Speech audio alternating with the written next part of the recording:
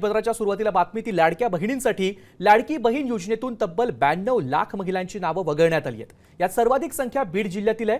E-KYC न करणं, अपात्रता आणि उत्पन्नाच्या मर्यादांमुळे मूळ लाभार्थी संख्येत 38% घट झाली आहे। दरम्यान कॅगनं या योजनेच्या वाढत्या खर्चावरून राज्याच्या आर्थिक स्थितीवर ताण येण्याचा इशारा दिलाय। लाडकी बहीण योजनेतील 92 लाख महिलांची नावं वगळण्यात आलेली आहेत। वगळलेल्यांमध्ये सर्वाधिक संख्या एकट्या बीड जिल्ह्यातील आहे। ई-केवायसी प्रक्रिया पूर्ण न केल्यामुळे 55 लाख नावं कमी करण्यात आली आहेत। 2,40,00,000 लाभार्थी संख्येच्या तुलनेमध्ये एकूण लाभार्थ्यांमध्ये 38% घट झाली आहे। योजनेच्या वाढत्या खर्चामुळे राज्याच्या आर्थिक परिस्थितीवर ताण येईल असा इशारा कॅगनं दिलेला आहे। ई-केवायसी प्रक्रिया पूर्ण झाल्याच्या नंतर ज्यांनी ई-केवायसी केलेली नाही किंवा जे इन्कम टॅक्सच्या याच्यामध्ये जो काही डेटा आम्हाला तिथून मिळाला त्यानुसार जो इंटिग्रेट केलेला डेटा असेल, आरटीओ कडून जो मिळाला त्यानुसार जो इंटिग्रेट केलेला डेटा असेल, किंवा ज्यांनी ई-केवायसीची प्रोसिजरच त्या ठिकाणी फॉलो केलेली नाही, ह्या सगळ्याच्या अंतिम आलेले जे पात्र लाभार्थ्यांची आहे ती साधारणपणे 1,67,00,000 अशा सुमारास ती आहे। दरम्यान 92 लाख बोगस लाभार्थ्यांची नावं लाडकी बहीण योजनेतून वगळण्यात आली आहे। यावरूनच आता विरोधकांनी सरकारवर निशाणा साधलाय। भविष्यात ही योजना बंद होणार असा दावा देखील विरोधकांनी केलाय।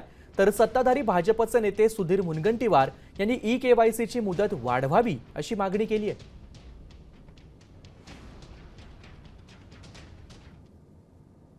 हे किती बेंबीपासून ओरडले सरकारनं, तरी पण 92 लाख महिला वगळल्या आहेत। हे काही लपून राहिलेलं नाही।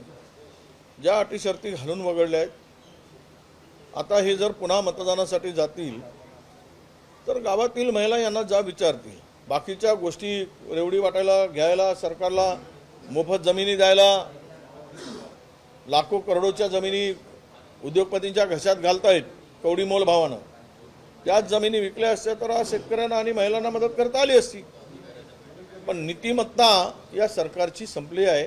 राज्याचे तेव्हाचे मुख्य सचिव, अर्थ सचिव, महिला बाल कल्याण खात्याचे सचिव आणि तेव्हाच्या मुख्यमंत्र्यांसह संपूर्ण कॅबिनेट ज्यांनी याला मंजुरी दिली, त्या बोगस लाभार्थींना 92 लाख म्हणजे 1 कोटी त्यांच्या वैयक्तिक संपत्ती जप्त करून हे पैसे सरकारी तिजोरीत भरणं गरजेचं आहे। त्यागचे ताशेरे, मग कोणीतरी कोर्टात जाईल, कोर्ट त्याला स्थगिती देईल, या माध्यमातून ती योजना बंद केली जाईल। नाही, कमी करू नये, म्हणजे अयोग्य असतील तर कमी करावे, पण 92 लक्ष जर नावं मला माहिती नाही कमी जागे असेल तर याचं एकच कारण आहे, ई-केवायसी योग्य अजून मुदत वाढवण्याची आवश्यकता आहे। ई-केवायसीची मुदत वाढवली तर हे नावं योग्य पद्धतीने येऊ शकतात।